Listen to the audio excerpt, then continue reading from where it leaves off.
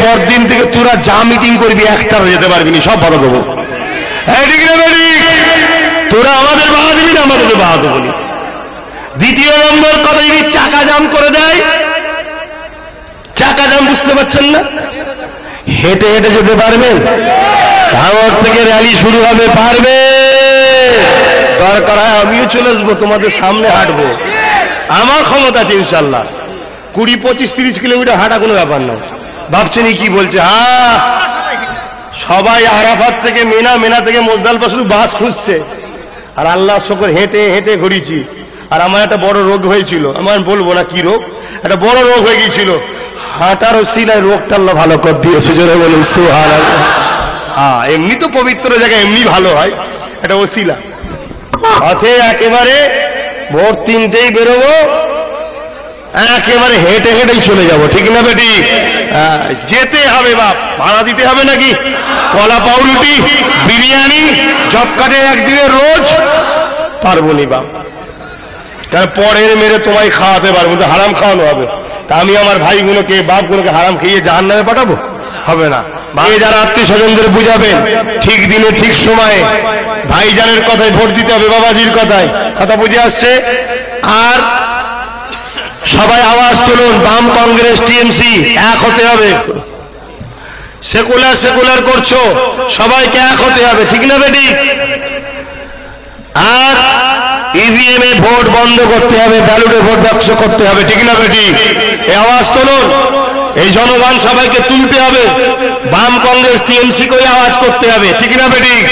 মনে রাখবে 2003-এ যে আইন হয়েছিল নাগরিকত্ব বিলের, ওই আইনে বাম, কংগ্রেস, টিএমসি সবাই সই করে বসে আছে, খবর সূত্রে পাওয়া যাচ্ছে, শুনছেন? অতএব বাপ সব বেটা ফাঁসাবার ধান্দায় আছে, কথা বুঝে আসছে? এরপরও বড় দুশ্মনকে তাড়াবার জন্যে এখন চল মন্দির ভালো হিসাবে মিশতে চাইছি, ঠিক না বেটি? তারপরও যদি ওরা নাক ছিটকায়, আমাদের নাক আছে না নাই? এই আছে না নাই? 2021-এ আমরা নতুন ইতিহাস তৈরি করে দেখিয়ে দেবো। সামান্য লোভ সামলাতে পারছেন না, তাহলে সেই দিন কি করবে? আমার আব্বারা, আমার আম্মা, আমার ভাই, আমার বোনেরা, আপনারা তো ভালো ঘরের ছেলে ছিলেন, এতটা খারাপ রাস্তায় আপনারা নেমে গেলেন কেন?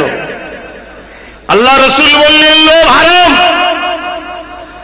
আল্লাহ নবী বললেন হিংসা হারাম, গীবত হারাম, অহংকার হারাম, পরচর্চা হারাম, পরের মেনে নিয়ে হারাম।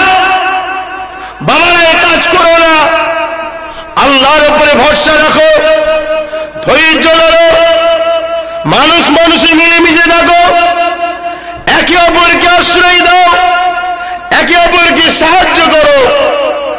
আরে দয়াল নবীর আদর্শ কেমন ছিল? এ দয়াল নবীর গোলামেরা, তোমরা গোলাম তো নাকি? এ দয়াল নবীর গোলামেরা, তোমাদেরকে এত নিকৃষ্ট খারাপ কঠোর বানালো কারা? তোমরা আমার ভাই, আমার আম্মা, আমার বাপ, আমার বোন, তোমাদেরকে খারাপ করলো কারা? আল্লাহ নবী দিন দুনিয়ার বাদশা হাবিবুল্লাহ রাস্তা দিয়ে যেতেন নবী পাককে কষ্ট দিবার জন্য, ওই রাস্তার উপরে একজন বুড়ি কাঁটা বিছাত, যাতে করে মোহাম্মদ রসুলের পায়ে কাঁটা ফোটে, মোহাম্মদ রসুল কষ্ট পাবে, বুড়িটা আনন্দ পাবে। হঠাৎ একদিন দেখা যায় আল্লাহ নবী রাস্তা দিয়ে যাচ্ছে, কাঁটা বিছানো নাই। নবী আমার জানতে পারলেন বুড়ি অসুস্থ, তাই কাঁটা বিছাতে পারেনি। আল্লাহ নবী বুড়িকে দেখতে তার বাড়িতে গেল, আল্লাহ নবী বুড়ির খোঁজ নিল। আরে আমার নবীর উম্মতেরা, তোমরা এত নিকৃষ্ট হলে কি করে, এত নিষ্ঠুর হলে কি করে? কোন জানোয়ার গুলো তোমাদেরকে খারাপ করলো, কোন শয়তান গুলো তোমাদেরকে খারাপ করলো, যে তোমরা তোমাদের নিজের গ্রামে কলেমা পড়া ভাইকে তোমরা মারছো, তোমরা তোমাদের নিজের গ্রামে কেউ বিপদে পড়লে মজা নিচ্ছ, তোমরা তোমাদের নিজের গ্রামে মানুষকে মিথ্যা কেসে জড়াচ্ছ, এত খারাপ তোমাদেরকে করলো কারা? করছে তারা তোমাদেরকে জান্নাতি বানাচ্ছে না জাহান্নামী? জাহান্নামী তোমাদেরকে যারা বানাচ্ছে তারা তোমাদের বন্ধু না শত্রু? শত্রুগুলোকে চিনতে হবে না? চেনো। দুনিয়াদারি করতে হবে, ব্যবসা করতে হবে, কারবার করতে হবে, চাষ করতে হবে, সব কিছুর মধ্যে দিয়ে রাজনীতি করতে হবে, সব লিডার হতে হবে, গ্রামের মেম্বার হতে হবে, পঞ্চায়েত প্রধান হতে হবে, এমএলএ হতে হবে, এমপি হতে হবে, সিএম হতে হবে, পিএম হতে হবে, দেশ চালাতে হবে। সবের মধ্যেই তো ইসলাম আছে, সবটাই মানবতার পক্ষে হবে। গুন্ডাগিরি করে নয়, দাদাগিরি করে নয়, জুলুম করে নয়, গরিবের মেরে নয়, এতিমকে ধোঁকা দিয়ে নয়, বিধবাকে বঞ্চিত করে নয়, মিথ্যাকে যে মানুষকে জ্বালিয়ে নয়।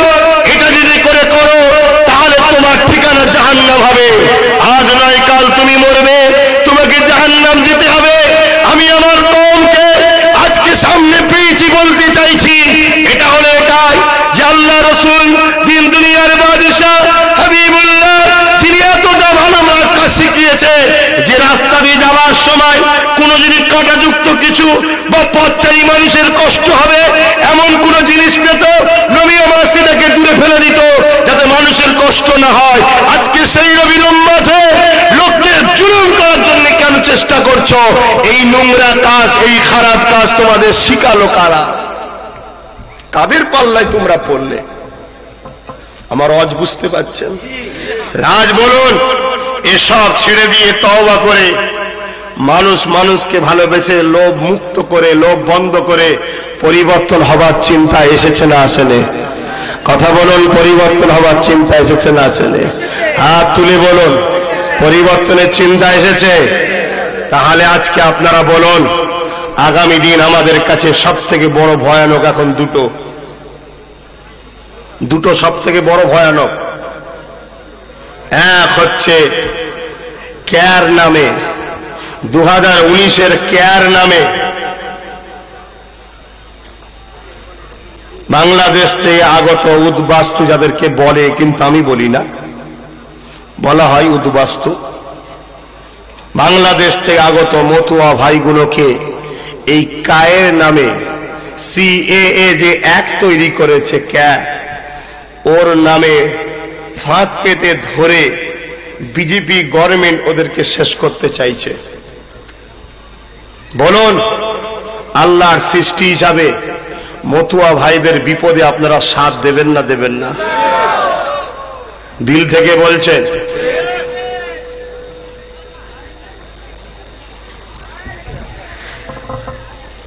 দেখুন ভাই,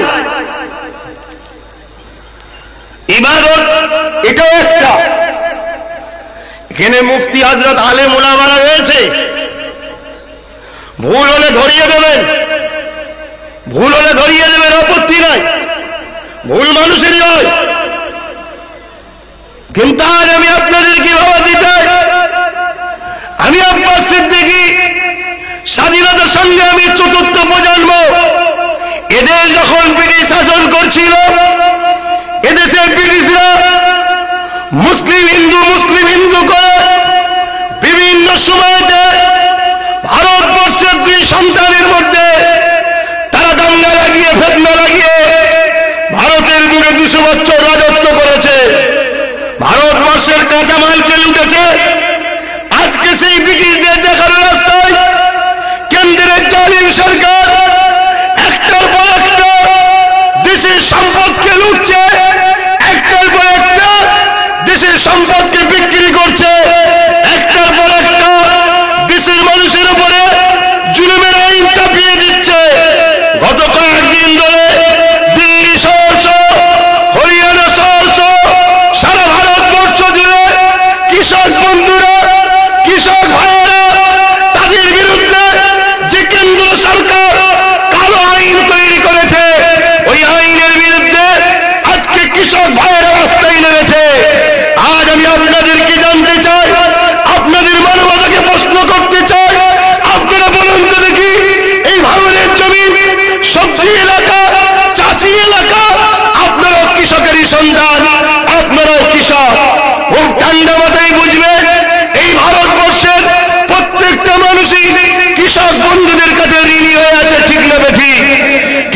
বড় কষ্ট করে সকাল সকাল উঠে মাঠে গিয়ে কাদা মারিয়ে পানি দিয়ে রোদেতে গায়ের ঘামকে ফেলে দিয়ে চোখের পানি ফেলে ঘাম ফেলে কত মেহনত করে তারা এমন করে চাষ করে। তাদের ওসিলায় আমরা ভাত পাই, তাদের ওসিলায় সবজি পাই, তাদের ওসিলায় রুটি পাই, তাদের ওসিলায় আনাজ পাই। আজকে কঠিন ঠান্ডা আমাদের থেকেও অনেক বেশি ঠান্ডা দিল্লিতে, সেই ঠান্ডাতে হাজার হাজার লাখ লাখ কৃষক মা বাপেরা, কৃষক ভাই বোনেরা দিল্লিতে আন্দোলন করছে। এই ফ্যাসিবাদ জালিম সরকার কৃষকদের দাবিকে মানছে না। আমি বাংলার মুখ থেকে আপনাদেরকে জানতে চাই, আগামী দিনে বাংলার অলিতে গলিতে কৃষক বন্ধুদের আমরা বাংলাকে স্তব্ধ করে দেওয়া রাজি আছেন আপনারা? রাজি আছেন আপনারা? হাত তুলে বলছেন তো নাকি? ধোকা দেবেন না তো? প্রত্যেকটা মানুষ ঋণী একে অপরের কাছে, কৃষকদের কাছে আমরা সবাই ঋণী। এই একটা সুযোগ আমাদের ঋণটা শোধ করার, এই একটা সুযোগ। মানবতা যদি থাকে কৃষক বন্ধুদের পাশে দাঁড়াও। সাথে সাথে আর একটা কথা বলে দিই, আমার বাংলাতে টিএমসি সরকার নাটক করছে। ওই যেমন এনআরসির সময় নাটক করেছিল, সুপ্রিম কোর্টের না যে রাস্তায় লাখ লাখ টাকা পাবলিকের খরচ করে রোড শো করছিল, আবার নাটক করছে। কথা বুঝছেন? এদিকে বলছে কৃষকদের পক্ষে, কৃষকদের সমর্থন করছি, আর কৃষকদের পক্ষে দাঁড়িয়ে যারা ধর্মঘট করছে ওদেরকে পিটছে আবার পুলিশ দিয়ে। এই নাটক নয়, এটা দ্বিচারিতা নয়, একেই আরবিতে বলা হয় মুনাফিক। কথা বুঝে আসছে না? নাই এই প্রতারণা, এই ধোঁকাবাজি, এই দুগলাপান, এটা সাবধান, মনে রেখে দেবেন। আমার রাজ্য সরকার ও কৃষকদের বিরুদ্ধে আমি চ্যালেঞ্জ দিচ্ছি, যদি কৃষকদের পক্ষে হতো তাহলে যখন সর্বদল যখন দিল্লিতে বসছে কৃষকদের হয়ে, সেখানে কেন যাচ্ছে না? যখন রাষ্ট্রপতির কাছে যাচ্ছে সর্বদল, সেখানে আপনি যাচ্ছেন না কেন? আর এদিকে বাংলাতে আপনি শুধু বলে দিলেন কৃষক